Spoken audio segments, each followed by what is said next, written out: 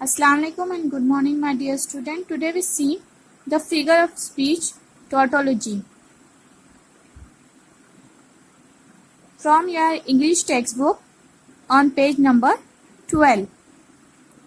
See what is definition of tautology.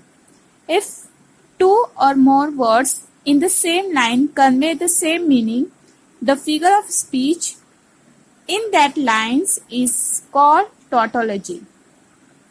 जब दो से ज्यादा word in the same line में कन्वे करते हैं द सेम मीनिंग, मतलब दो वर्ड्स सेम मीनिंग को कन्वे करते हैं, तो वो फिगर ऑफ स्पीच उस लाइन की क्या कहलाती है? Tautology. See you have one example. It brought joy and cheer. Joy and cheer, same meaning, happiness. See the second line. They groaned with itches and pain. Itches and pain means दर्द. दोनों words की meaning same है. जब आपको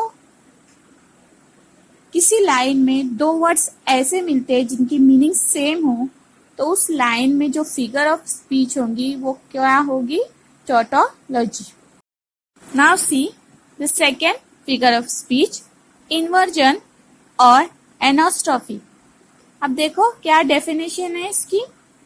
poets often change the proper grammatical order of words in the line of poem in order to make the lines rhyme or to emphasize upon something.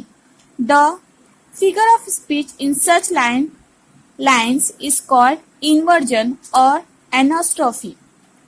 Means जब poet क्या करता है, change करता है proper grammatical order को of word in the line of the poem to make the lines rhyme बनाने के लिए और इम्फेसाइज करने के लिए, अट्रैक्ट करने के लिए समथिंग, तो वो फिगर ऑफ स्पीच क्या कहलाती है? इन्वर्जन और एनोस्ट्रॉफी. एग्जाम्पल देखो. Up came the sun down the hill it float.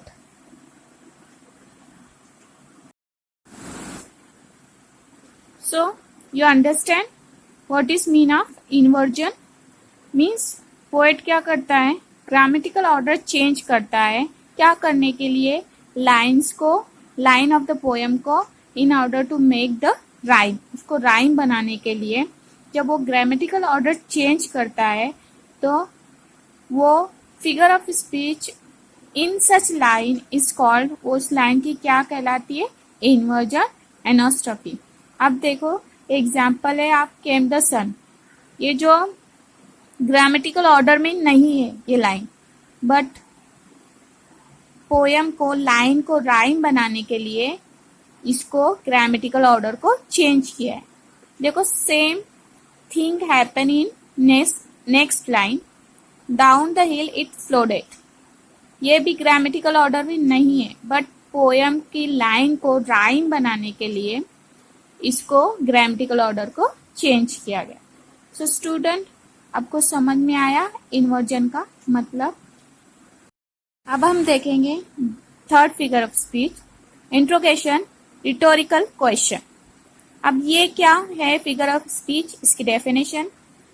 When a question is asked in order to create a dramatical effect and not to get an answer in a line of the poem, the figure of speech used is called interrogation rhetorical question. For example, what is this life is full of care. When can their glory fade? ये figure of speech बहुत simple है. इसमें क्या होता है? Question पूछा जाता है in poem line to create dramatical effect, dramatical effect को क्रिएट करने के लिए. एंड जब आप देखो कि किसी पोएम की लाइन में कोई क्वेश्चन पूछा गया है, तो पोएम की लाइन कौन सी फिगर ऑफ स्पीच कहलाएंगी? The figure of speech of interrogation and rhetorical question.